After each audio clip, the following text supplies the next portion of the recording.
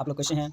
आशा करते हैं कि आप लोग अच्छे होंगे और आप लोगों की एग्ज़ाम का प्रिपरेशन जो है अच्छी तरह से चल रहा होगा डीएलएड एंट्रेंस एग्ज़ाम की।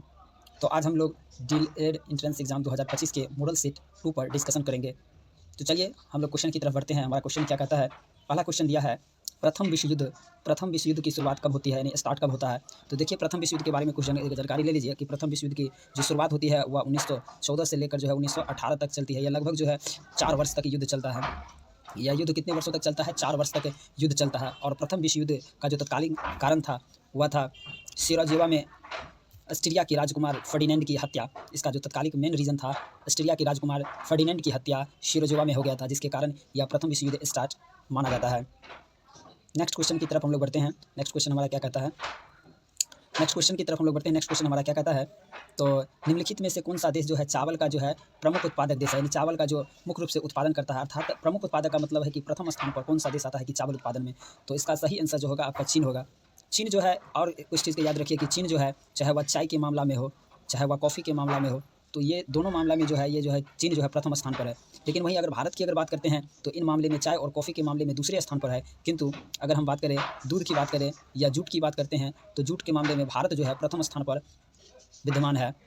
नेक्स्ट क्वेश्चन की तरफ हम लोग बढ़ते हैं। नेक्स्ट क्वेश्चन हमारा क्या कहता है? नेक्स्ट क्वेश्चन क्या कहता है उसको हम लोग डिस्कशन करेंगे। नेक्स्ट क्वेश्चन है, किस फाइबर को बढ़ाने के लिए कहता है कि ठंड मुक्त दिनों की आवश्यकता होती है? अर्थात जो होता है ठंड की, यानी जो है तो ऐसा फाइबर बताइए, फाइबर का नाम बताइए जो कि उसके लिए नमी की आवश्यकता ज़्यादा होती है। तो इसकी का सही आंसर जो होगा कपास होगा। कपास का एक और बात ध्यान रखिएगा कि कपास को हम लोग जो है व्हाइट गोल्ड के नाम से जानते हैं। इसे व्हाइट गोल्ड भी कहा जाता है। व्हाइट गोल्ड के नाम से जाना जाता है क्योंकि इसका जो कपास का जो रेट जो है वह सोने की भाव की तरह बिकता है, इसीलिए इसे व्हाइट गोल्ड के नाम से जाने जाते हैं। और कपास जो होता है यह काली मिट्टी में उपजाई जाती है, और काली मिट्टी जो होती है, इस काली मिट्टी को हम लोग जो होता है रेगुर मिट्टी के नाम को, इस मिट्टी का दूसरा नाम रेगुर मिट्टी भी कहते हैं। तो आपसे पूछेगा कि कपास किस मिट्टी में होती है तो काली मिट्टी कहिएगा, और काली मिट्टी के पूछेगा कि दूसरा नाम क्या है तो इसका रेगुर होगा।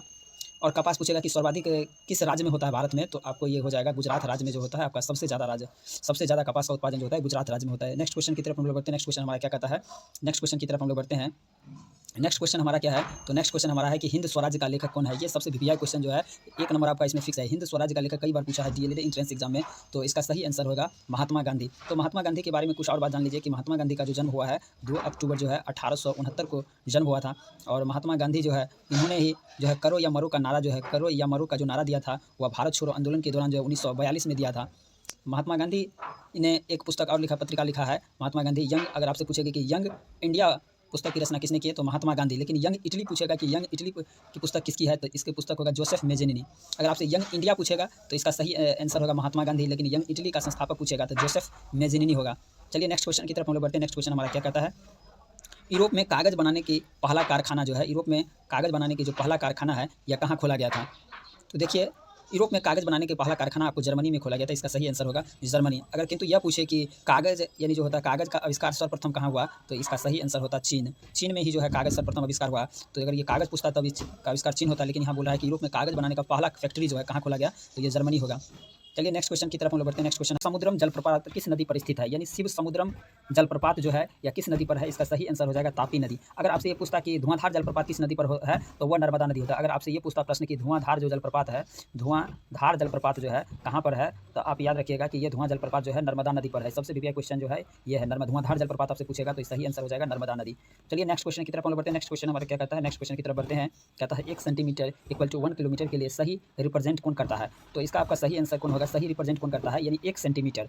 तो 1 किलोमीटर में आपको कितना होता है? 1000 मीटर। तो 1 सेंटीमीटर आपको इधर है और 1 किलोमीटर को सेंटीमीटर में बदलिएगा तो कितना हो जाएगा? 1000 सेंटीमीटर। सेंटीमीटर से सेंटीमीटर कैंसिल हो जाएगा, तो इसका रेशियो जब बनाइएगा तो ये 1000 सेंटीमीटर आपको 1/1000 यहाँ पर आ जाएगा। तो रेशियो में कन्वर्ट कीजिएगा तो 1 रेशियो जो आ जाएगा 1000 हो जाएगा। तो सही आंसर क्या आपका हो जाएगा? सो देखिए आपका सही आंसर इसका क्या होगा?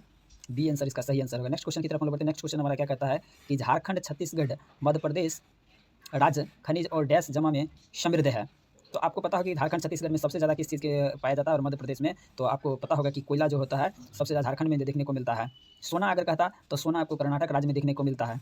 और सिलिकॉन जो होता है आपको सिलिकॉन सिटी किसे कहा जाता है? सिलिकॉन सिटी जो होता है बंगलोर को कहा जाता है। तो आपको इसमें सही आंसर क्या होगा? झारखंड जो है छत्तीसगढ़ मध्य प्रदेश राज्य खनिजों और डैश जमा में समृद्ध है। तो कोयला के उत्पादन में जो है, तो चलिए इसका सही आंसर क्या होगा?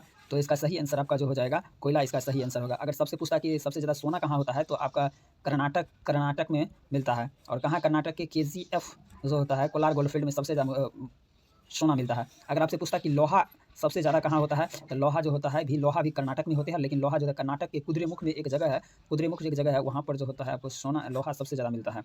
नेक्स्ट क्वेश्चन की तरफ हम लोग बढ़ते हैं। नेक्स्ट क्वेश्चन हमारा क्या कहता है, नेक्स्ट क्वेश्चन कहता है खनिजों को संरक्षित करने की आवश्यकता क्यों है, यानी खनिज जो मिनरल्स है उसको जो प्रोटेक्शन की आवश्यकता क्यों है। तो पहला ऑप्शन आपके पास दिया है, पहला ऑप्शन क्या दिया है, पहला दिया है क्या ये नवीकरणीय रिन्यूएबल एनर्जी है, ये तेज़ी से घट रही है। सेकंड ऑप्शन हमारा है कि या तेज़ी से घट रहा है। देश के औद्योगिक विकास के लिए जो इंडस्ट्रीज डेवलपमेंट के लिए इनकी आवश्यकता होती है, इनका निर्माण बहुत तेज़ होता है। तो आप लोग को सही आंसर देना है। तो इसका सही आंसर क्या होगा, कमेंट करके आप लोग आंसर नीचे दीजिए। इसका आंसर क्या होगा, चलिए हम आपको बताते हैं इसका सही आंसर क्या होगा।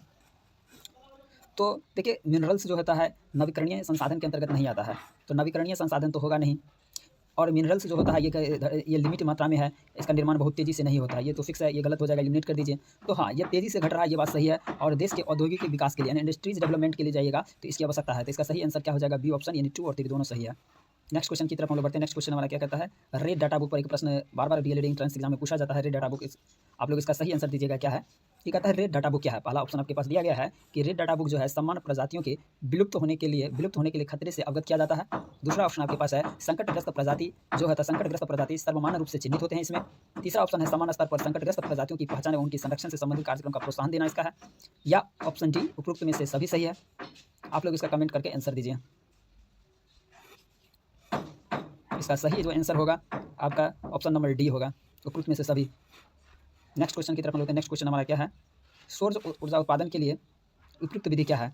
तो इसका कौन सा सही आंसर होगा, तो फोटोवोल्टिक जो होता है सौर उत्पादन के लिए सबसे जो उपयुक्त विधि है वो आपको हो जाएगा फोटोवोल्टिक मेथड हो जाएगा। नेक्स्ट क्वेश्चन की तरफ हम बढ़ते हैं। नेक्स्ट क्वेश्चन हमारा क्या कहता है, इनमें कौन इस्पात केंद्र जो है समुद्र के निकट है। कौन सा इस्पात केंद्र जो है समुद्र के निकट है। अगर आपसे पूछे समुद्र के निकट, तो सबसे पहले देखिए तो विशाखापट्टनम जो है ये आपको कहाँ पर पड़ता है, तो आंध्र प्रदेश राज्य। और ये आंध्र प्रदेश राज्य जो है समुद्र के किनारे बसा हुआ है, तो इसका सही आंसर क्या हो जाएगा, ए विशाखापट्टनम। नेक्स्ट क्वेश्चन की तरफ हम लोग बढ़ते हैं। नेक्स्ट क्वेश्चन हमारा क्या कहता है, नेक्स्ट क्वेश्चन कहता है बिहार में सर्वप्रथम नगर निगम की स्थापना कहाँ की गई। तो बिहार की अगर बात करें तो बिहार में सर्वप्रथम नगर निगम की अगर बात किया जाए तो बिहार में सर्वप्रथम नगर निगम की स्थापना कहाँ हुआ, तो पटना में हुआ था। अगर ये पूछता कि पटना हाईकोर्ट की स्थापना कब हुआ, तो इसका आंसर पटना हाईकोर्ट की अगर पूछता कि हाईकोर्ट की अगर पूछे, ये भी डीएलएड एंट्रेंस में आता है एग्जाम कि पटना हाईकोर्ट की स्थापना पूछता तो 1916 होता।